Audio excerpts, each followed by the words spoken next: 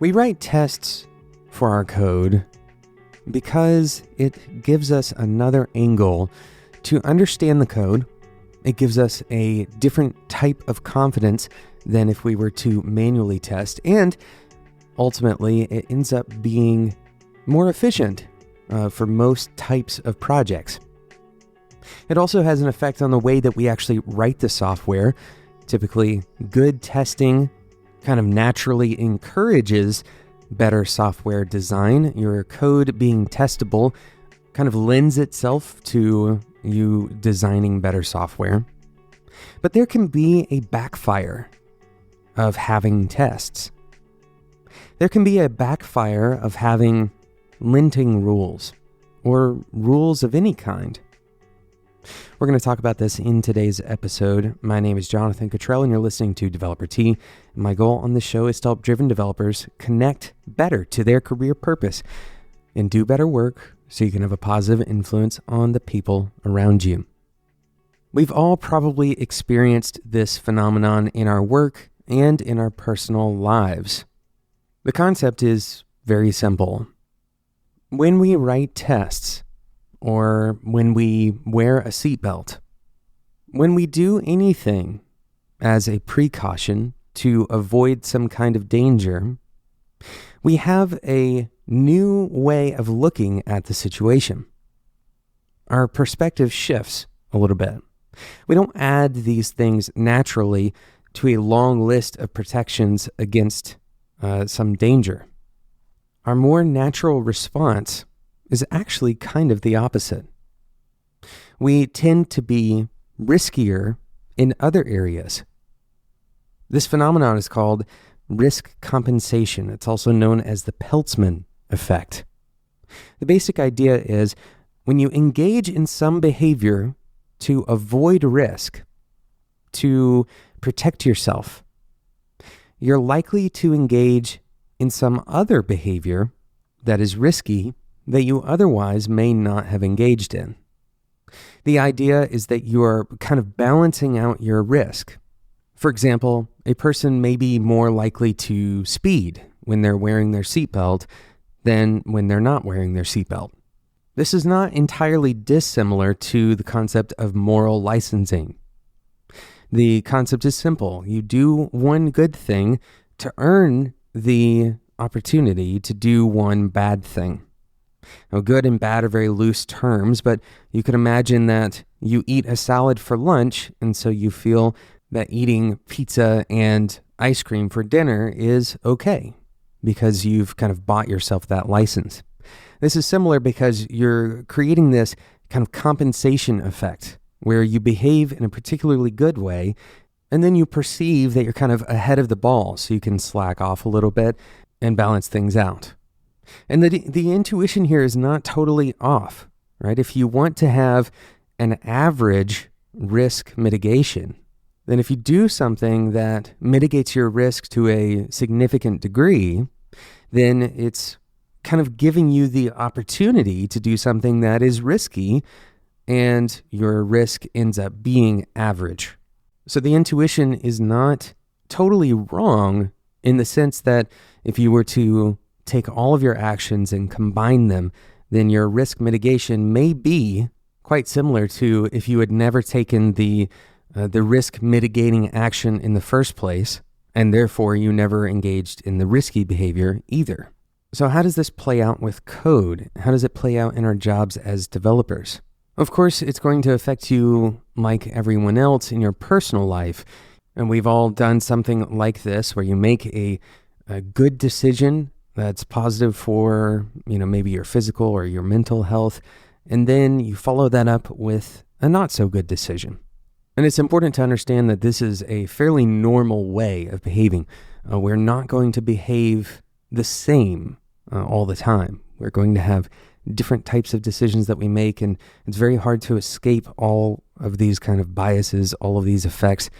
And so don't be too hard on yourself. Recognize that you're likely to make that decision. That doesn't mean that it's, that it's wise or that it's a good idea, but instead it means when you do end up behaving in this particular way, don't judge yourself too harshly. This is a fairly natural and normal response. So that's kind of the first disclaimer. At work, this can get us into really strange situations where we've created a lot of boundaries or guidelines.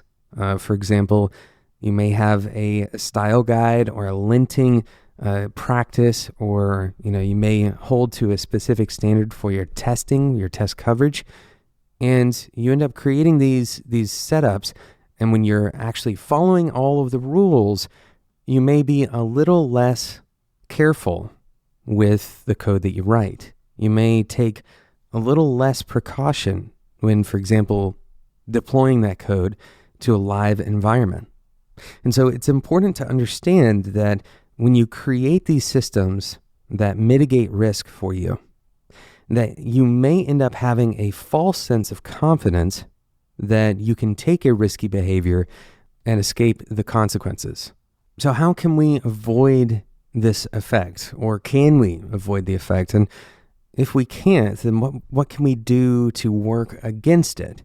That's what we're going to talk about right after we talk about today's sponsor, Sentry. This is a particularly appropriate sponsor for today because we've been talking about risk mitigation and testing, and this is a very important thing to realize, that you have to have a multifaceted strategy for dealing with errors in your code. Now, let's be very clear. Error-free code is nearly impossible because people are writing this code, and especially if it's changing over time. Every time you change that code, you're opening yourself up to introducing new errors. Now, in a perfect world, we could test for all of these cases, right? We can cover every use case and make sure that our code is, absolutely airtight. But we can't cover every scenario because humans are pretty bad at writing tests, not just because we are lazy naturally, and not just because we can't think of every scenario, but also because we can't anticipate the weird ways that people are going to use our software. So that doesn't mean that you don't write tests, but instead it means you can add to the way that you are detecting bugs in your software, not just in tests, not just in manual QA, but also with Sentry. Sentry tells you about errors that happen in your application before your users see them. This allows you to address the errors before they cause a major business problem. Sentry also provides you all of the information that you need to solve the error. You get the full stack trace. You even get the information about the developer who wrote the code that led to that error.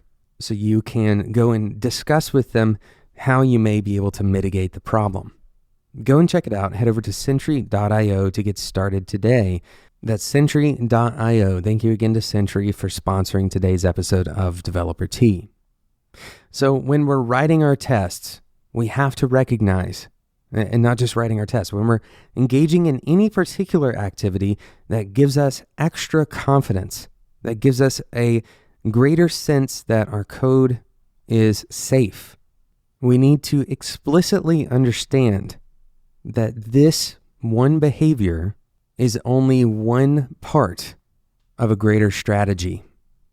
This one behavior does not mean that the next risky behavior that we engage in won't go poorly. In fact, each behavior that you engage in has its own consequences. So very often those tests that you write have very little to do with the risky behavior that you might engage in, perhaps on another project altogether. Our brains are not extremely sophisticated when it comes to parsing when we should apply a bias or not, right? This idea is why we can carry a mood from one situation to another one. When we can project our frustrations that we have in our personal life or our frustrations that we have in our work life onto the other. So this presents kind of a dangerous situation where your testing and confidence that you have in one project may give you a false sense of risk mitigation on another project. And this can happen interpersonally as well. Let's say, for example, that you are a manager And you know that having a really positive one-on-one or having a really good review from the people that you manage, that's a good mark, right? It's a high indicator that your risk is low for any kind of negative event to occur. And so you may be tempted to, for example, skip the next one-on-one. And this isn't because you're trying to act in detriment to the people that you manage. Instead, this is your brain playing kind of a trick on you. This moving average of just how good are things going? Just where is my risk level? So in order to combat this Peltzman effect, the risk compensation behavior that we engage in, there's a few things that we need to be aware of.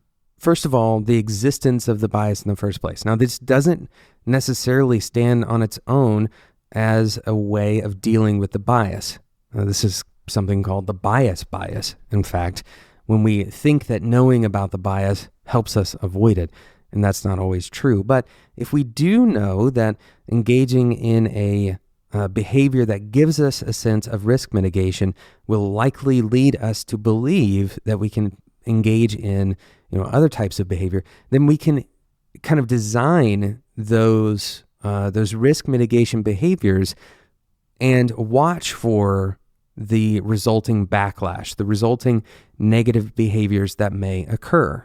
So a simple exercise here is to write down a list of I will stills. So I'll give an example. I'm going to cover this particular feature in integration tests, but I will still manually check that this feature works. By coming up with a list of I will stills, or even a single I will still, you're cognitively kind of shortcutting that desire or the immediate reaction to jump over the other things that would take your effort.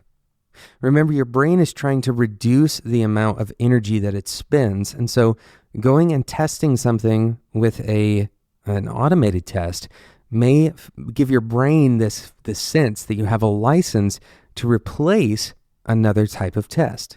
Another example of an I will still: no matter what my performance review says, as a manager, I will continue to conduct one-on-ones at the same interval as before. And this also protects against kind of the opposite effect, right? Which is when we see something that seems to indicate a higher level of risk, we may amp up other behaviors that decrease our risk. And the reason this can become problematic is the same kind of imbalance reason that the Peltzman effect can become problematic, and that is going to the extremes on either end.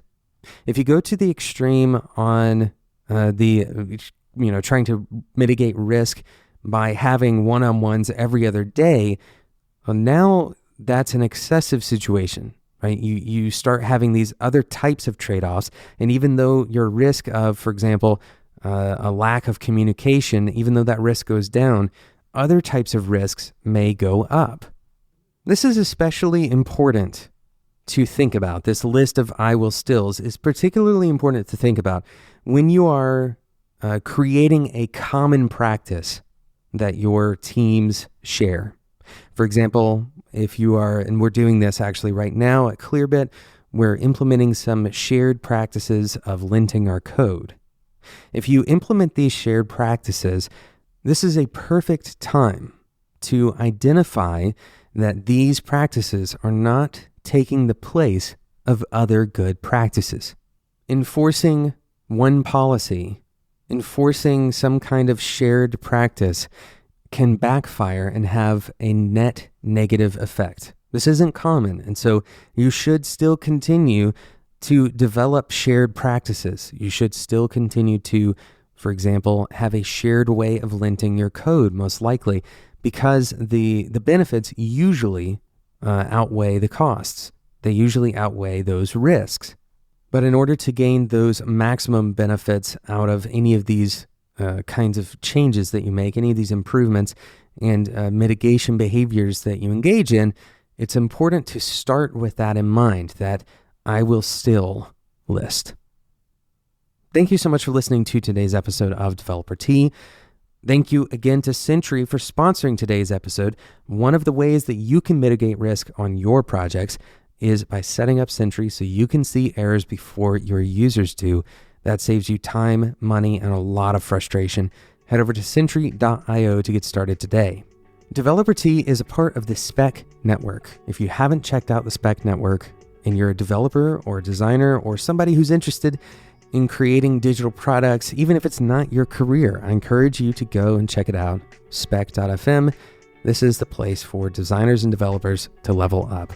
Today's episode was edited and produced by Sarah Jackson. Sarah does such an excellent job.